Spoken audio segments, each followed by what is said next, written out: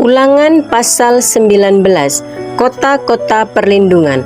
Apabila Tuhan Allahmu sudah melenyapkan bangsa-bangsa yang negerinya diberikan kepadamu oleh Tuhan Allahmu, dan engkau sudah menduduki daerah mereka dan diam di kota-kota dan rumah-rumah mereka. Ayat 2. Maka engkau harus mengkhususkan 3 kota di dalam negeri yang diberikan Tuhan Allahmu kepadamu untuk diduduki. Ayat 3. Engkau harus menetapkan jauhnya jalan dan membagi dalam 3 bagian wilayah negeri yang diberikan Tuhan Allahmu untuk dimiliki olehmu, supaya setiap pembunuh dapat melarikan diri ke sana. Ayat 4. Inilah ketentuan mengenai pembunuh yang melarikan diri ke sana dan boleh hidup apabila ia membunuh sesama manusia dengan tidak sengaja dan dengan tidak membenci dia sebelumnya. Ayat 5. Misalnya, apabila seseorang pergi ke hutan dengan temannya untuk membelah kayu, ketika tangannya mengayunkan kapak untuk menebang pohon kayu, maka kapak terlucut dari gagangnya lalu mengenai temannya sehingga mati, maka ia boleh melarikan diri ke salah satu kota itu dan tinggal hidup. Ayat 6. Maksudnya supaya jangan penuntut tebusan darah sementara hatinya panas dapat mengejar pembunuh itu, karena jauhnya perjalanan menangkapnya dan membunuhnya, padahal pembunuh itu tidak patut mendapat hukuman mati karena ia tidak membenci dia sebelumnya. Ayat 7. Itulah sebabnya aku memberi perintah kepadamu demikian, 3 kota haruslah kau khususkan. Ayat 8. Dan jika Tuhan Allahmu sudah meluaskan daerahmu nanti seperti yang dijanjikannya dengan sumpah kepada nenek moyangmu, dan sudah memberikan kepadamu seluruh negeri yang dikatakannya akan diberikan kepada nenek moyangmu. Ayat 9. Apabila engkau melakukan dengan setia perintah ini yang kusampaikan kepadamu pada hari ini, dengan mengasihi Tuhan Allahmu dan dengan senantiasa hidup menurut jalan yang ditunjukkannya, maka haruslah engkau menambah 3 kota lagi kepada yang 3 itu. Ayat 10. Supaya jangan tercurah darah orang yang tidak bersalah di negeri yang diberikan Tuhan Allahmu kepadamu menjadi milikmu, dan hutang darah melekat kepadamu. Ayat 11. Tetapi apabila seseorang membenci sesamanya manusia dan dengan bersembunyi menantikan dia, lalu bangun menyerang dan memukul dia sehingga mati, kemudian melarikan diri ke salah satu kota itu. Ayat 12. Maka haruslah para tua-tua kotanya menyuruh mengambil dia dari sana dan menyerahkan dia kepada penuntut tebusan darah supaya ia mati dibunuh. Ayat 13. Janganlah engkau merasa sayang kepadanya, demikianlah harus kau hapuskan darah orang yang tidak bersalah dari antara orang Israel supaya baik keadaanmu. Larangan menggeser batas tanah. Ayat 14. Janganlah menggeser batas tanah sesamamu yang telah ditetapkan oleh orang-orang dahulu di dalam milik pusaka yang akan kau miliki di negeri yang diberikan Tuhan Allahmu kepadamu untuk menjadi milikmu. Dari hal saksi. Ayat 15. 1 orang saksi saja tidak dapat menggugat seseorang mengenai perkara kesalahan apapun atau dosa apapun yang mungkin dilakukannya. Baru atas keterangan 2 atau 3 orang saksi perkara itu tidak disangsikan. Ayat 16. Apabila seorang saksi jahat menggugat seseorang untuk menuduh dia mengenai suatu pelanggaran. Ayat 17. Maka kedua orang yang mempunyai perkara itu haruslah berdiri di hadapan Tuhan, di hadapan imam-imam dan hakim-hakim yang ada pada waktu itu. Ayat 18.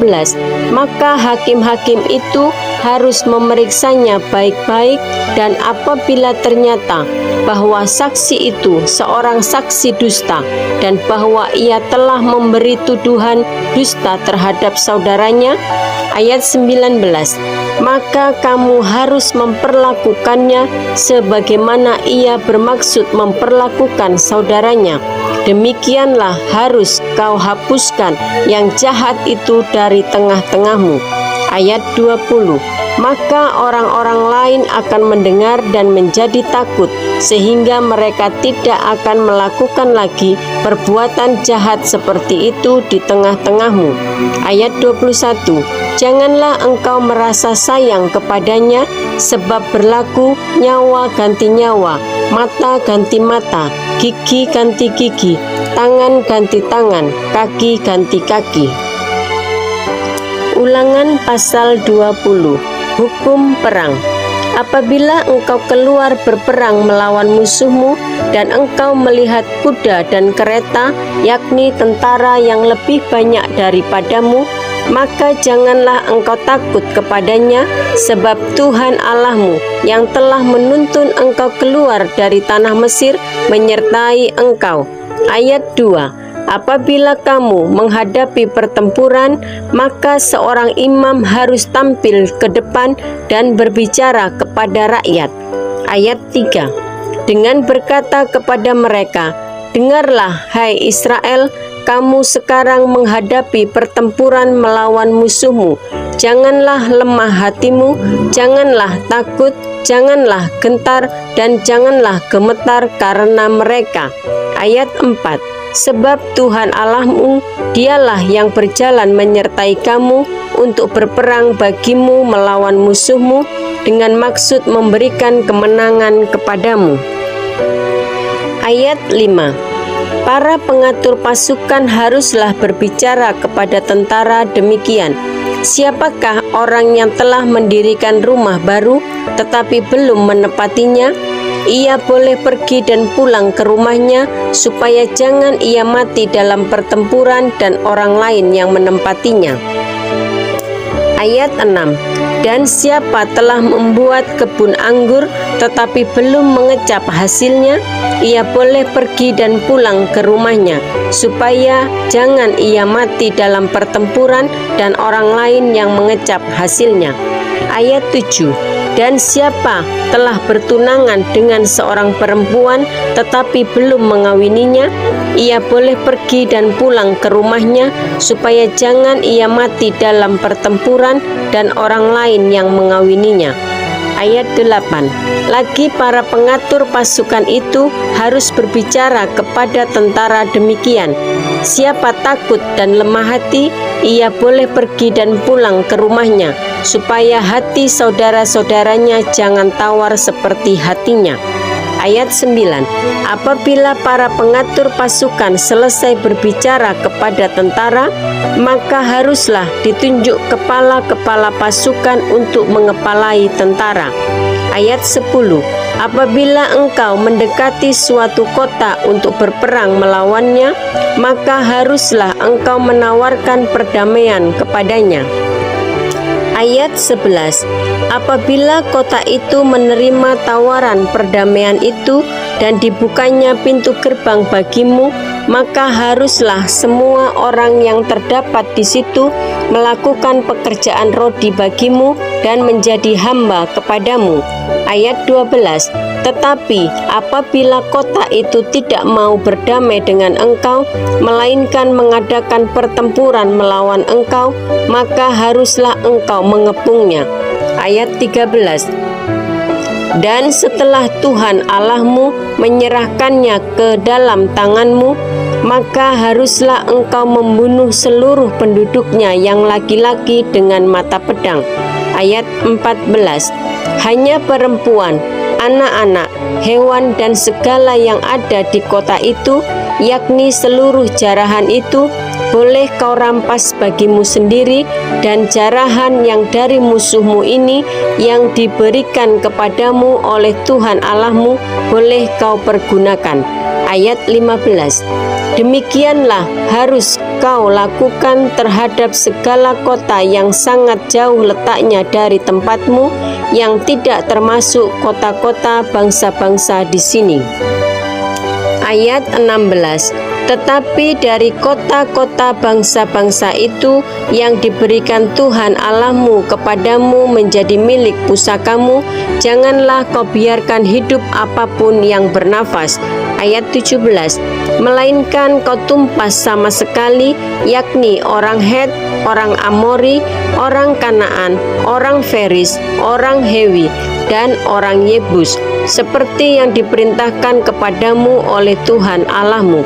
Ayat 18. Supaya mereka jangan mengajar kamu berbuat sesuai dengan segala kekejian yang dilakukan mereka bagi Allah mereka, sehingga kamu berbuat dosa kepada Tuhan Allahmu. Ayat 19. Apabila dalam memerangi suatu kota engkau lama mengepungnya untuk direbut, maka tidak boleh engkau merusakkan pohon-pohon sekelilingnya dengan mengayunkan kapak kepadanya. Buahnya boleh kau makan, tetapi batangnya janganlah kau tebang. Sebab pohon yang di padang itu bukan manusia, jadi tidak patut ikut kau kepung. Ayat 20. Hanya pohon-pohon yang engkau tahu tidak menghasilkan makanan, boleh kau rusakkan dan kau tebang untuk mendirikan pagar pengepungan terhadap kota yang berperang melawan engkau sampai kota itu jatuh. Ulangan pasal 21. Cara mengadakan pendamaian karena pembunuhan oleh seorang yang tak dikenal. Apabila di tanah yang diberikan Tuhan Allahmu kepadamu untuk menjadi milikmu, terdapat seorang yang mati terbunuh di padang dengan tidak diketahui siapa yang membunuhnya. Ayat 2. Maka haruslah para tua-tuamu dan para hakimmu keluar mengukur jarak ke kota-kota yang di sekeliling orang yang terbunuh itu. Ayat 3. Kota yang ternyata paling dekat dengan tempat orang yang terbunuh itu, para tua-tua kota itulah harus mengambil seekor lembu betina yang muda, yang belum pernah dipakai, yang belum pernah menghela dengan kup. Ayat 4. Para tua-tua kota itu haruslah membawa lembu muda itu ke suatu lembah yang selalu berair dan yang belum pernah dikerjakan atau ditaburi. Dan di sana, di lembah itu, haruslah mereka mematahkan batang leher lembu muda itu. Ayat 5. Imam-imam Bani Lewi haruslah tampil ke depan, sebab merekalah yang dipilih Tuhan Allahmu untuk melayani Dia dan untuk memberi berkat demi nama Tuhan. Menurut putusan merekalah setiap perkara dan setiap hal luka melukai harus diselesaikan. Ayat 6.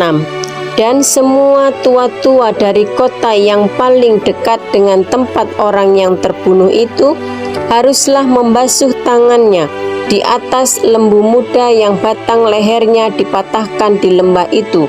Ayat 7. Dan mereka harus memberi pernyataan dengan mengatakan, tangan kami tidak mencurahkan darah ini dan mata kami tidak melihatnya. Ayat 8. Adakanlah pendamaian bagi umatmu Israel yang telah kau tebus itu Tuhan, dan janganlah timpakan darah orang yang tidak bersalah ke tengah-tengah umatmu Israel. Maka karena darah itu telah diadakan pendamaian bagi mereka.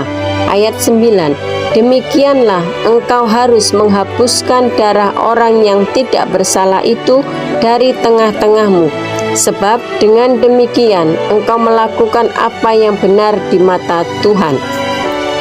Tawanan perempuan yang diambil menjadi istri. Ayat 10. Apabila engkau keluar berperang melawan musuhmu dan Tuhan Allahmu menyerahkan mereka ke dalam tanganmu dan engkau menjadikan mereka tawanan. Ayat 11.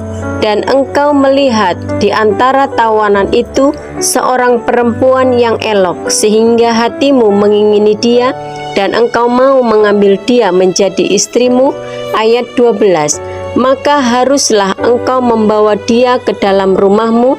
Perempuan itu harus mencukur rambutnya, memotong kukunya. Ayat 13, menanggalkan pakaian yang dipakainya pada waktu ditawan dan tinggal di rumahmu untuk menangisi ibu bapaknya sebulan lamanya.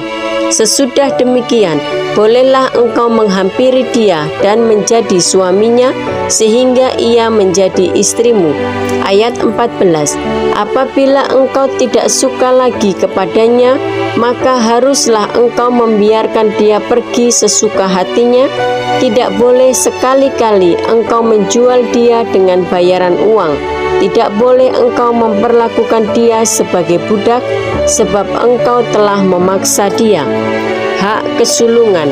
Ayat 15, apabila seorang mempunyai 2 orang istri, yang seorang dicintai dan yang lain tidak dicintainya, dan mereka melahirkan anak-anak lelaki baginya, baik istri yang dicintai maupun istri yang tidak dicintai, dan anak sulung adalah dari istri yang tidak dicintai. Ayat 16, maka pada waktu ia membagi warisan harta kepunyaannya kepada anak-anaknya itu, tidaklah boleh ia memberikan bagian anak sulung kepada anak dari istri yang dicintai, merugikan anak dari istri yang tidak dicintai, yang adalah anak sulung.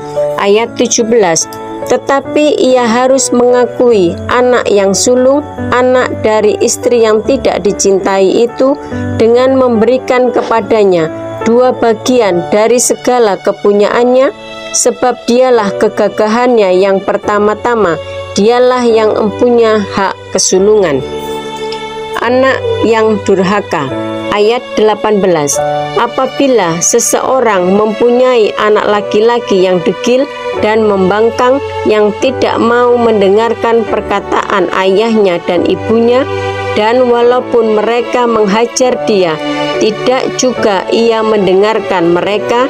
Ayat 19, maka haruslah ayahnya dan ibunya memegang dia dan membawa dia keluar kepada para tua-tua kotanya di pintu gerbang tempat kediamannya. Ayat 20, dan harus berkata kepada para tua-tua kotanya, anak kami ini degil dan membangkang, ia tidak mau mendengarkan perkataan kami, ia seorang pelahap dan peminum.